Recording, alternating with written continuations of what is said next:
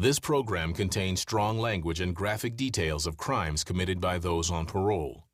Viewer discretion is advised. Between prison and freedom lies a world in limbo. Parole. You have goals, and I'm going to help you with those goals. Parolees are released and allowed to re-enter society. Any problems or issues? No. If they follow the rules. I'm doing something I don't like. Their fate rests in the hands of the parole officers. When you come out, you need to be successful. That's what I'm praying for. Whose tough love will guide them to redemption. I'm still proud of you. Or send them right back to prison. This one right here may get you sent back. It's a world of hope and fear. None of this stuff that you're telling me, I believe. Can they make it on the outside? I refuse to die like that.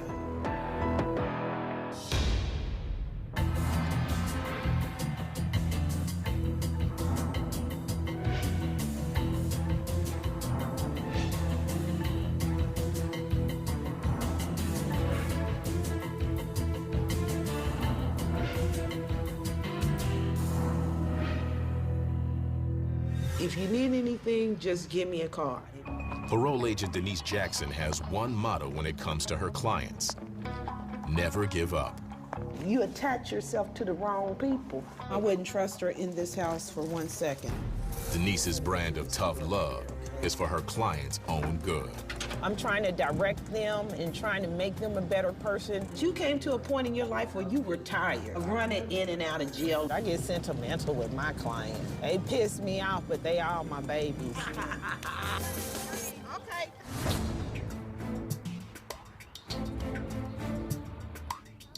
Come on, lady. Oh, Lord. Come here. 6 months ago, Terry Middleton got out of prison for theft and receiving stolen property. She has 11 children, 5 prior felony convictions, and over 10 years of substance abuse. Terry's been on parole for approximately 6 months. I sort of kind of like her. She has a very strong, emotional personality. I'm doing what I gotta do, looking for a job, spending more time with my grandkids. There are 10 rules and regulations a parolee must obey. These include rules about travel, employment, and avoiding any behavior resulting in police contact. If they break one of those rules, they can go back to prison. How did you end up on parole? Used to steal and support my habit. Okay. Terry's tried to use the rules to her advantage in the past. When you first got out, you and I got in an argument because you were drinking. Drinking. And you said the paperwork said that you can drink. She came in here trying to tell me about rule number 5. Rule number 5A says drinking is legal. But in her case, my question to her was, why would you want to drink when you know that once you start drinking, you're going to fall back into your old habit of using drugs? A whopping 75% of imprisoned women are mothers. Denise wants Terry to start taking responsibility for her actions, and that includes using birth control. So you got 11 kids, and I think 5 were adopted outright. Yeah. How old is your oldest child? 25. Oldest 25, your youngest 5. You ain't got custody of none of them. You make sure you get some birth control method, pills or something, the shot. Yeah. Denise's next meeting with Terry will be a home visit. With Terry fighting a drug addiction while being the mother of 11, Denise needs to learn just how she's living. I learn more about my clients going to do a home visit. They're going to talk more because they're more relaxed. You're in their habitat. I'm going to keep an eye on her. A good parole officer has a strong sense of empathy, as well as dedication beyond the call. Some on parole will claim that those traits are the very definition of Agent Justin Bennett. There's a tremendous window of opportunity to help people. You know, anytime you want to talk to me, I'm always open ears. Bennett's clients are some of the toughest in the parole system, making his job a constant challenge. My caseload consists of females, thugs, and some gang members. Being in the streets and being in prison is all they know. Being a parole officer, you know, it's kind of like being a police officer and also like being a big brother or big sister. I'm trying to help myself. Yeah, but there's other ways to do that than smoking marijuana.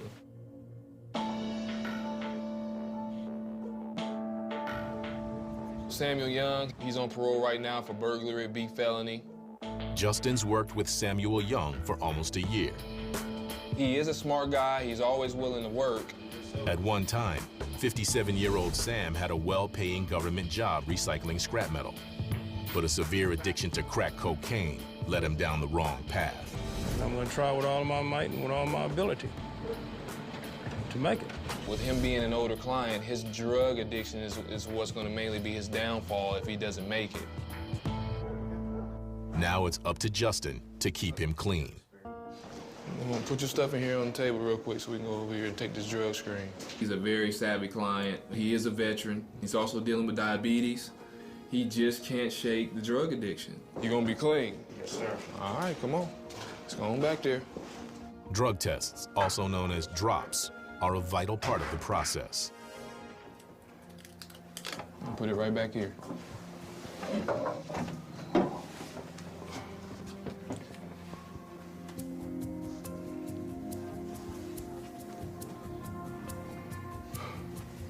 So anything you want to tell me?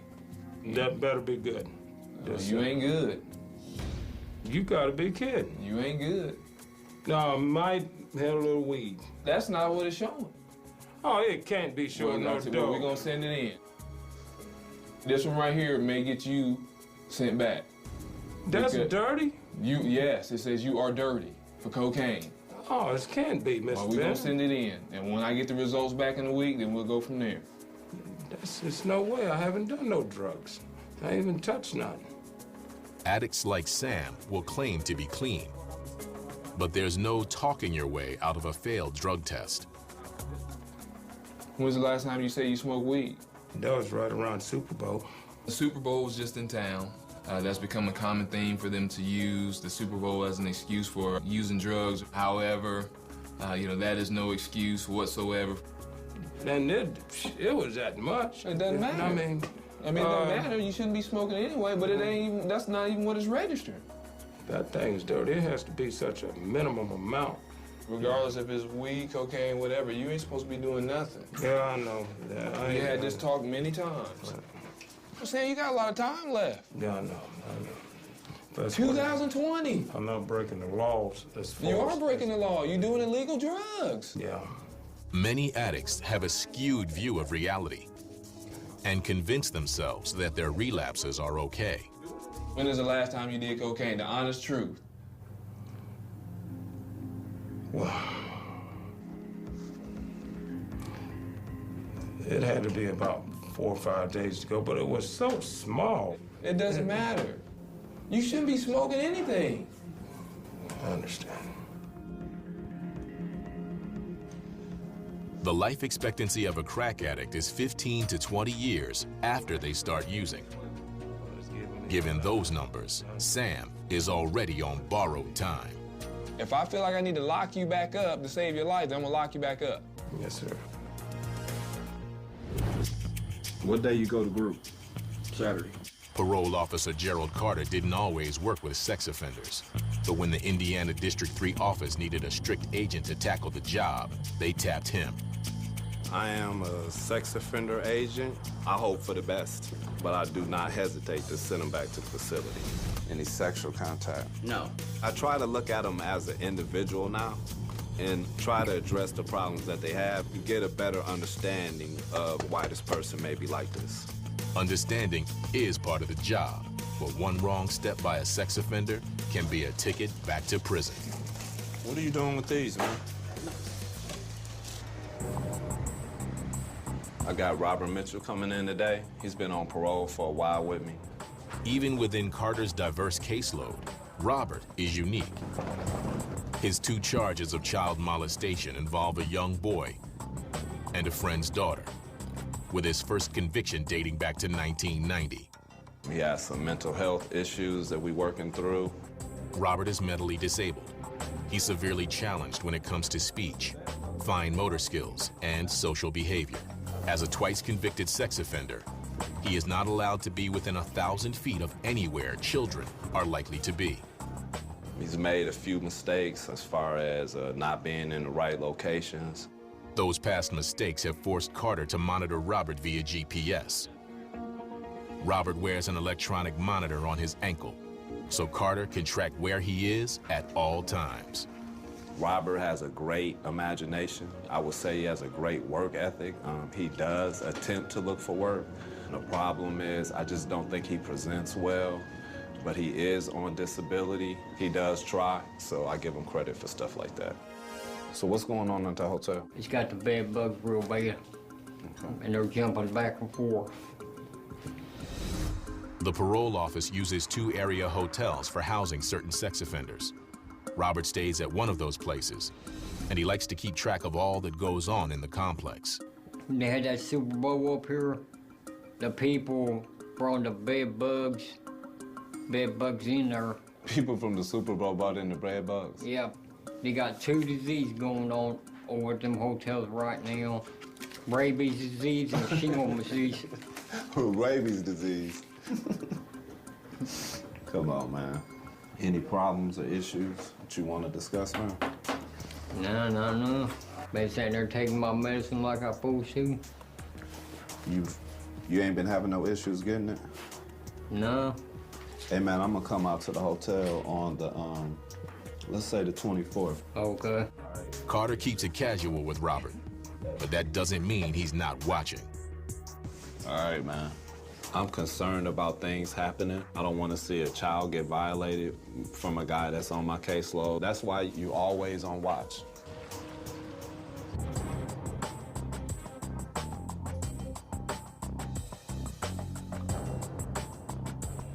Today, Denise is going to see Terry on a home visit.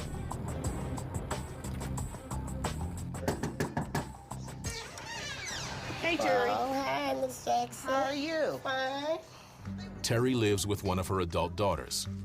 It's a good situation, giving Terry a great deal of family support. So you keeping an eye on your mommy? Yes. So she's the oldest. No, my oldest daughter just left. She was trying to meet you, but she had to go get her kids. So you're next to them. She's the middle. Okay. Seeing that you're part of your mom's support system, then, you know, I'm glad you're here so we can explain it so you guys can make sure that she gets this in, because you know your mother out-talks everybody, right? Denise has worked with hundreds of recovering addicts over the years and knows what to look out for with Terry. You can't sacrifice your freedom and your family again to go back to prison for what? Because you done had a couple of drinks and a couple of drinks led to you doing other drugs? You have goals, and I'm gonna help you with those goals. I'm gonna make sure that you are doing something. Okay, I appreciate it. Within 30 days, have you had any police contact? Yes. Coming up on Parole Diaries. Her purse had like a little knife on it. You're gonna get caught up in the system for real. I've just been paranoid this whole doggone week. I should not let you walk out this building right now. And later, None of this stuff that you're telling me, I believe. parole agent Denise Jackson is on a routine visit with client Terry Middleton. Now living with one of her adult daughters, Terry is fighting drug addiction. If she breaks a rule, her parole could be violated, and she might go back to prison. One of those rules, no criminal contact with law enforcement. Within 30 days, have you had any police contact? Yes. What happened? My daughter, Shanice Middleton, she had traffic court. While I was sitting in the car with my son, waiting on her. As we were sitting in the car, we had been after her for an hour. The kids had to pee. So I grabbed her keys and her purse. She had this little lighter, and it had like a little knife on it that was hooked up to it. When Terry went through a metal detector inside the traffic court building, she was caught with a small knife attached to her daughter's keychain. You wasn't arrested, but I'm gonna have to let the parole board know. It's not gonna be a violation. You wasn't arrested, you just got a ticket. If they send you something, you need to pay it. Pay it ASAP, because if they don't, you're gonna get caught up in the system for real. Okay. Denise cuts her a break. If Terry wouldn't have been doing so well as far as attending her GED classes or going to substance abuse classes and all that good stuff, I probably would have requested a warrant. By you having some goals, and it appears as if you really want this, I'm gonna help you get it. whether you want me to or I not. do. You know, and I'ma still be mean. You ain't mean. That's your baby. How old are you? 22. 22, taking care of your mama. You go, girl. The ticket is a stumbling block, but Denise has high hopes for Terry, as long as she stays out of trouble through the rest of parole. What really hurts me with my clients is you see them doing really well, and then, 9 or 10 months later, they relapse and they're back to square one. I am Miss Jackson. Thank you, Miss Jackson. Okay, bye-bye. It's been a week since his failed drug test, so parolee Sam Young is due for another drop. It's a big meeting. Agent Justin Bennett will decide what is best for Sam, rehab or prison. Hello? Samuel Young, Yes. this is Mr. Bennett. Okay, I'm just now fixing to head out that way. You're supposed to be in here about 1 o'clock, my man. What's going on? Oh, I thought you said about 4. I'm out of here at 3, man, so you need to hurry it up. Okay, I'm on the way now. All right. All right. All right. Sam has a history of being deceitful and not telling the truth about his drug use, so I'm going to question him about it. We're going to have him come back in today so we can give him another drug test to see if the cocaine's cleared out of his system and also to see if he's been doing any more drugs. You been doing any drugs since I saw you last week? No, sir. None at all. Well, I want you, don't, now, if you lie to me, that's where I'm gonna draw the line, because I want to give you a chance. If you sit here and the first thing that come out your mouth is a lie, I'm telling you right now, all right, you're gonna lose it all. Man, I was so paranoid that you came in there and seeing you last week. I've just been paranoid this whole doggone week. And yes, I did. So that's what I do to calm down. I mean, that's what I did. What are you nervous about? I just didn't want to, go to prison, man. And, when I get pressure and get nervous, just got paranoid, man. What did you do this time? Crack. When did you do it? Done it yesterday. Done it last night. Right before you know you're supposed to come see me? Sam's confession is textbook addict. He's willing to risk his freedom for the lure of a high.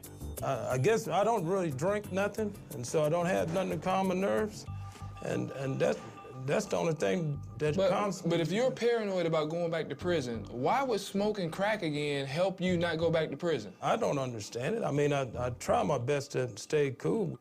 Everything is telling me that I should not let you walk out this building right now. I should send you to prison today. Man. Coming up on Parole Diaries. There's gonna be 1 or 2 places, prison or death. I'd rather have death. Right now, I should lock your ass up. And later. He's on GPS. You see these points right here? This is the back of somebody's house. What was he doing over there? Parolee Sam Young is running out of chances.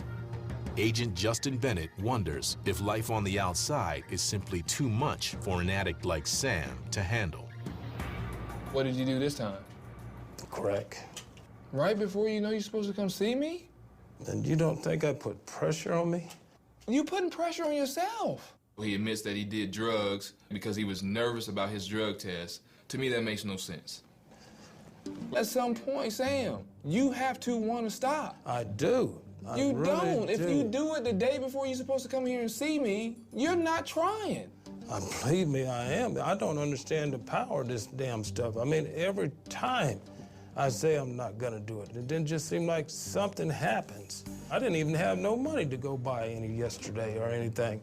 And it just appeared. Who are you surrounding yourself with? If you letting these people that you know come into your life when you have something at stake. Not them, you. I know it. There's gonna be 1 or 2 places, prison or death. I'd rather have death. Well, why? That's what I'm saying. Neither one of them need to be an option. You need to get some help.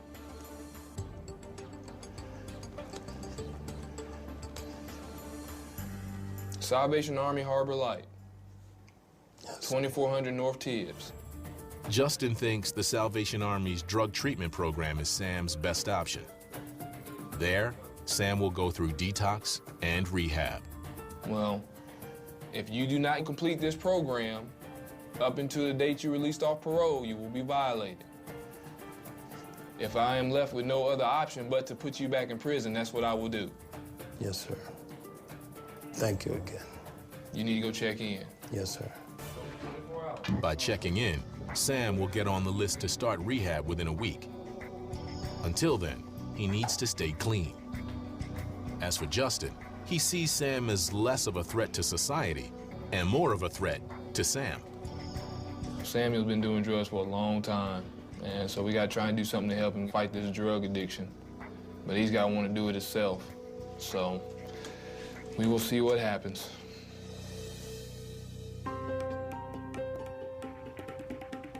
Many of the sex offenders on parole agent Gerald Carter's caseload have a 9 p.m. curfew. Parolee Robert Mitchell wears a GPS monitor on his ankle. The device recently triggered late-night signals to the local sheriff. Carter was notified of a possible curfew violation. Friday night, I got a call about a guy getting in late at about 10:30 at night, Robert Mitchell, and he told the parole agent that he blacked out, which I don't believe. I called up Robert Mitchell, told him that I needed him to come in due to him missing curfew the other day. He's been on parole with me for, probably about 3.5 years, man. He's not a drinker. He has some mental health issues. He's on GPS. See, right now, I'm starting him at 12 a.m. on the morning of Friday, and I'm just watching him and see what all he done from 12 a.m. to midnight on Friday night. Wow. At 2 o'clock, he was up in Brownsburg. How fast is he going? He may be on the bus. Yeah, he's on the bus. Man, he don't have no reason to be in no Brownsburg. You see these points right here, these clusters right here? This is the back of somebody's house. I want to know whose address he was at, who stays at the address, any children at the address. Also, we know that he was playing golf across the street from a park as well. So I'm wondering, what was he doing over there? So that's a huge question. Carter is a zero-tolerance agent, always warning his parolees of the consequences. If it's a big mess up, you're gonna get violated. Take all your stuff out your pocket. Go through, man. You got your belt on? Okay, grab your stuff, let's go. What happened on Friday, man? I was out jogging around before I know about 6 o'clock at night. I blacked straight in. Whose address was you at when you blacked out? I was right up that underpass. You was at somebody's address around 9 o'clock. Whose address was you at then? You was all over the city. What time are you supposed to be in your room? I know it was my fault. What time are you supposed to be in your room? At 9 o'clock. Okay. And what time did you go running? About 5. How are you running? Where are you running at? I run all the way down 65th Street, and I run... Wait a minute, because you stay on 21st Street. Now, what are you doing on 65th Street? Going out there jogging, too. I don't jog in all one place. You on parole for what? Child molest? Yeah. If you want to jog around the parking lot. Oh, good. Okay. Persons on 1518 Road, who is that? That's one of my friends, John. What's his name? What's the name? John. Huh? John. John? John what? I don't know his last name. You don't know his last name? How long have you known him? How long have you known him? Probably about 5 years, maybe longer. How many children stay in the house? None. None? Okay, because I'm going to go to all these addresses. What about 3451 West Street? Who stays over on Street? My friend Sam does. Sam? What about 8308? My friend John.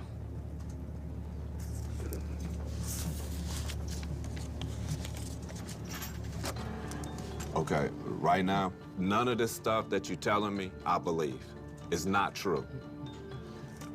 I'm gonna have you sit in that lobby, and we're gonna discuss whether or not we're gonna get a warrant for your arrest.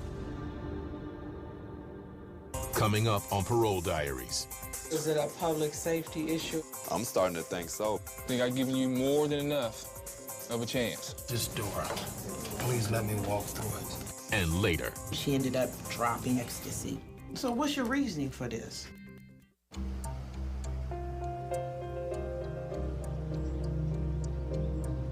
We're gonna discuss whether or not we're gonna get a warrant for your arrest. So go sit out in the lobby. after mapping out sex offender Robert Mitchell's recent locations with GPS, Agent Gerald Carter sees that he's been to a lot of unapproved places. Hey, Renee, I may have something going on right now. Conferring with Supervisor Renee Henderson, Carter feels there's no other choice but to call their parole board officer to report on Robert's latest movements. Maybe want to call Miss Parker real quick. Robert Mitchell, unfortunately.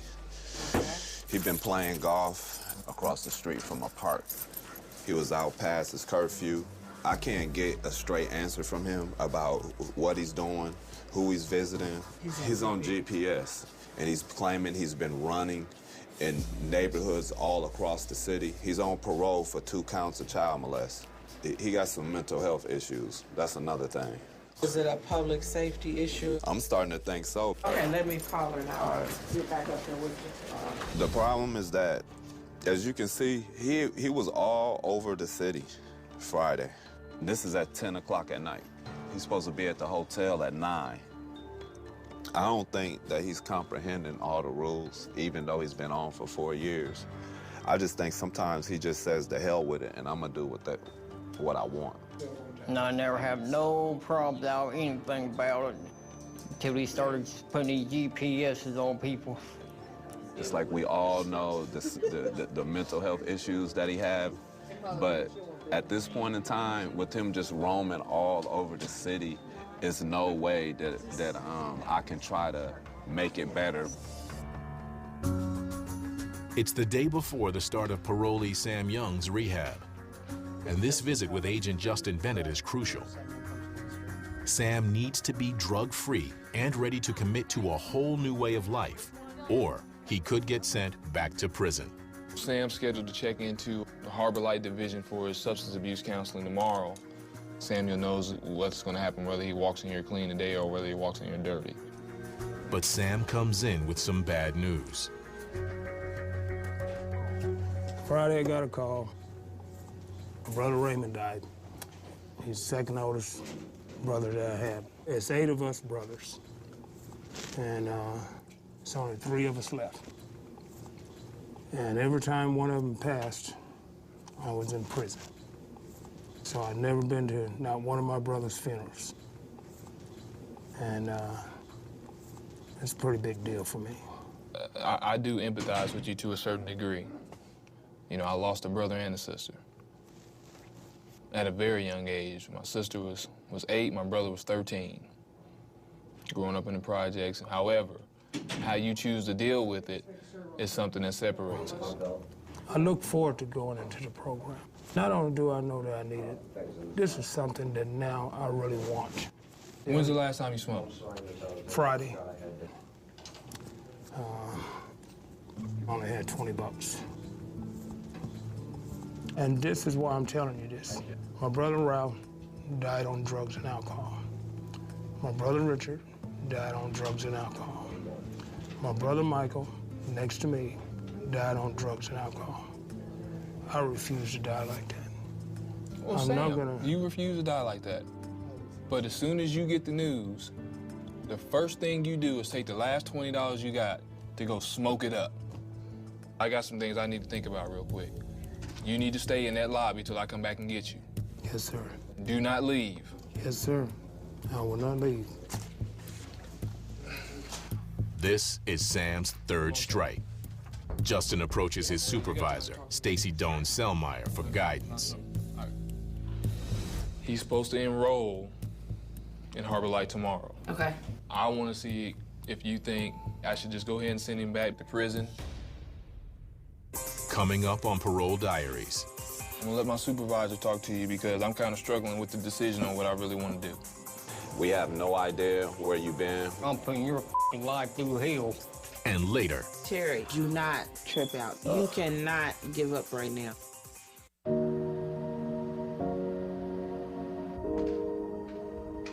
the death of parolee Samuel Young's brother has sent him into a crack-smoking spiral. Sam's on parole for burglary, stealing to support his habit, and his recent drug tests have come back positive for cocaine. Parole agent Justin Bennett confers with his supervisor, Stacy Doan-Selmeyer. He's supposed to enroll in Harbor Light tomorrow. Okay. Now, this will be his third positive urine drug screen. Okay. During his last 3 parole interviews, Sam's either admitted to using or tested positive for cocaine.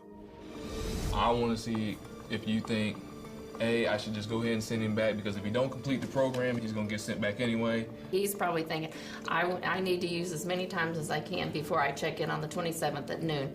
But that's Right. probably... That's probably what he's thinking, right.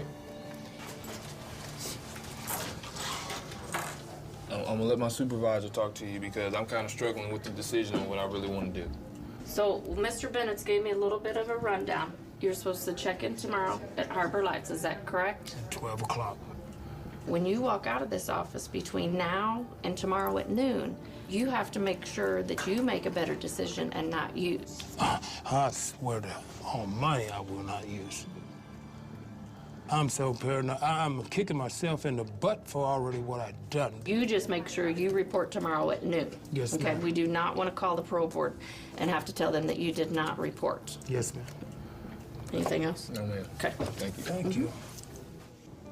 You got a chance to walk through the door tomorrow at 12 o'clock. You need to walk through it, and when you come out, you need to be successful. That's what I'm praying for.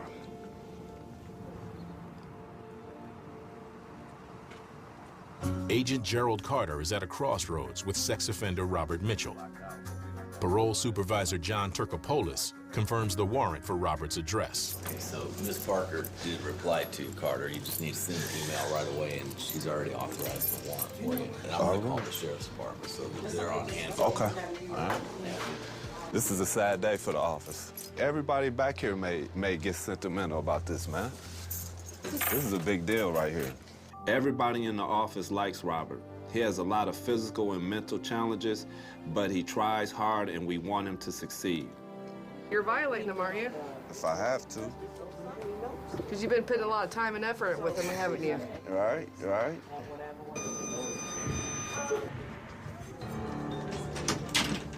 Right here.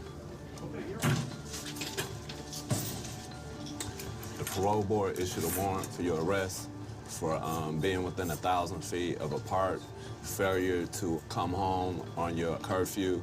We have no idea where you've been, what you've been doing. You were out Friday from like 7:30 a.m. and didn't return until after 11. And your only excuse was that you blacked out. You was at several different addresses. We have no idea who these addresses are. None of these addresses were approved. But by you being at a golf course that's across the street from a park for 3 hours, that's a major issue when you're on parole for child molest. So that's the issue right now. The board issued a warrant for your arrest. Okay? Well, I can tell you, Bobby, I'll you in about 24 hours. Okay. And I do, I'm gonna come back, I'm putting your life through hell. That's great. Believe that. All right. I will be back.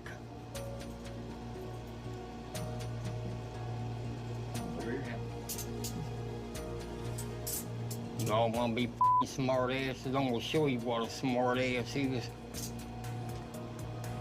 I ain't scared of none of you punk motherfuckers. Yeah, motherfucker, I got you. Shit, motherfucker, war, you got war coming. Once you take his cuffs off, I'm gonna show you. While Robert is in jail, the parole board will determine whether to send him back to prison or let him back out on parole. It's an investigation from the moment you see him on the initial interview until either he discharges or you end up violating him. But never thinking everything is fine. It's like a game that you're always chasing something.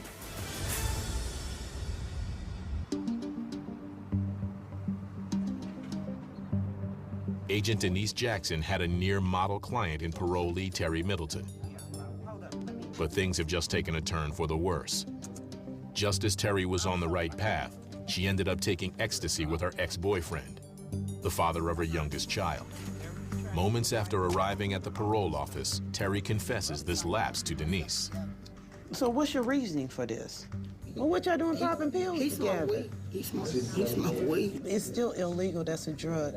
But what about this popping pill thing? Where did that come into play at? He pop pills, you pop pills? No, he just asked me, you want to take an X? And something make me feel freaky, horny. And like I said, I'm being honest with you, and I just did it. Denise is not happy. How many times have you done it? That was my first time. That was my first time. Like when I first got out, I told you I had a beard. That was my first time. Okay. Terry, she admitted to me that she took ecstasy. This is an emotional visit for Terry. You need to know when to stop. What's the use of you going to these programs when you're going to leave and pop a pill when you leave? I mean, really, the same. That's why I keep bringing it up. You're doing the same thing. The first time you came in here drinking, which meant you got into that. I wasn't drinking. No, that ain't what I had said, Miss Jackson. This is goofy stuff. Right now, I should lock your ass up. Coming up on Parole Diaries. Terry, they did file charges. I'm very skeptical that he will show up. He's on a last chance basis. If he does not show up, then he's going to definitely be violated. Agent Denise Jackson's client, Terry Middleton, has relapsed. And it just might cost this parolee her freedom. Right now, I should lock your ass up, and you know why? Because the first time you came in here drinking, which meant you got into that. I wasn't drinking. That ain't what I had said, Miss Jackson. This is goofy stuff. She was doing good, and then she ended up dropping again with the ecstasy. It's a major setback, but Denise can't give up on Terry. I'm really pulling for Terry because she just appeared to be really remorseful. What are you gonna do? You just need to decide on what you want, okay? I do want something that I like. And you headed in the right direction, but baby, you need to understand that whenever you headed in the right direction, the devil's gonna show up. Just look at all these years of you being on drugs and dropping it like it's hot. And look where you at now. You are attending a program. I mean, you taking your GED class. Regardless of me going off on you, I'm still proud of you because you really have made progress in such a little time. Thank you. You just need to be. I'm sorry for letting myself down. You just need to be conscious of it. Okay? I want her to make it. I really, really do. She appeared to be sorry for using the drug, so I don't think that's going to happen again. We'll see what happens next visit. Terry's next scheduled meeting will be a home visit. It's then that Denise will learn whether this relapse was a one-time mistake or the start of an addiction. Agent Justin Bennett needs parolee Sam Young to show up for rehab. Sadly, like most things with Sam, Justin's not expecting to see his client arrive. If he doesn't show up today, that's kind of it for Sam. The only other option is to send him back to prison and let him try to figure it out there. I'm very skeptical that he will show up. He's on a last chance basis. If he does not show up, then he's going to definitely be violated.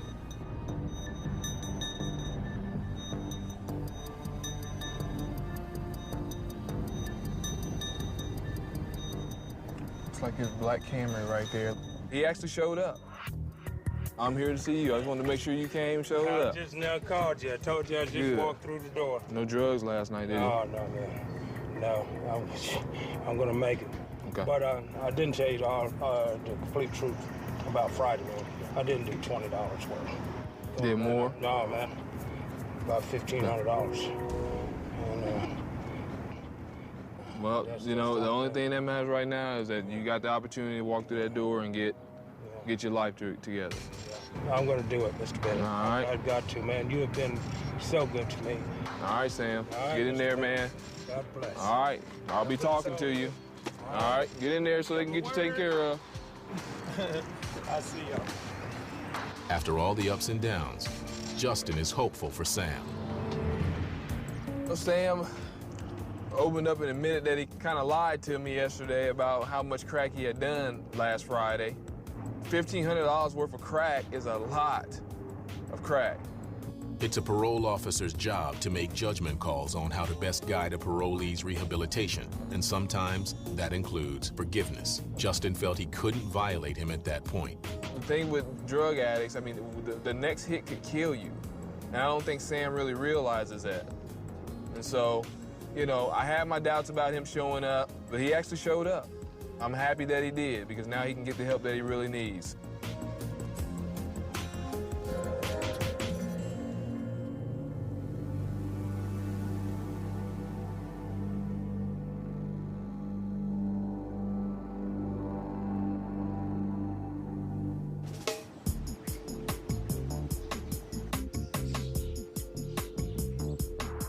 It's been a roller coaster of a parole for Terry Middleton.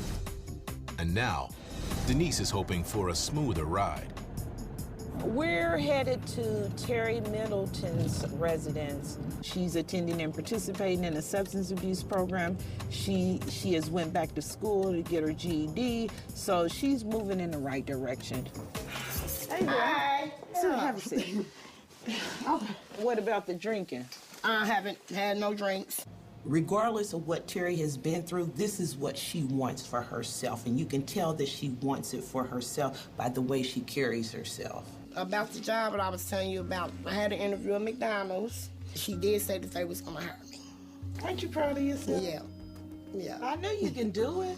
Yeah. When you first got out, you didn't think you could do it. You didn't. I really didn't. Was frustrated, didn't know where I was gonna stay, didn't know where I was gonna live, how I was gonna do it. And believe it or not, this is the longest I've ever been hanging in there. Why do you think you haven't went back? Because I got a parole officer that cares, and it's time for me to start also caring for myself, about myself, because I really do like you, Miss Jackson. Well, thank you. I do. Things are working out for Terry. Scoring a job is huge on parole, but there's still one outstanding issue. Now, when you told me that you went to traffic court with your daughter and somebody had to use the bathroom or something, and you went inside and you had a... It was a little lighter. And when you flicked it, a knife came out. Yeah. I never heard nothing else about it. They did file charges. But it was a misdemeanor, which was a good thing. I never heard nothing. Yeah, but they didn't file charges until a month later, after the situation was done. The parole board did not issue a warrant. Do not trip out, Terry. Thank you. Terry, do not trip It just out. seemed like every time I try to get out this stuff, it's always something. Yeah, but that's just the devil. You gonna let him win? No. Terry, you cannot give up right now. I'm not. Whatever I gotta do, though, I'm not gonna give up. I'ma do it. You can't give up. You know, I'ma do it. Look how far you done came. I'm fine. Please, please I'm don't. not gonna get stressed out or nothing. Believe me, I'm fine. I'm fine. I am. Thank you, Miss Jackson. You're welcome. A good parole agent understands what a client needs. And few agents understand this as much as Denise. All a client needs is somebody to be there for them, somebody they can talk to, somebody that's not gonna take their bull crap and back down to them. You know, I like her. She helps me out a lot. It's like a mother figure and an auntie figure. She make us, you know, y'all gonna do this, you do this, you don't. You know, she just own it. Terry's gonna be okay. And what I love the most is that it doesn't matter about her children, whether they were taken away in foster care, this or that. They love mommy. They do.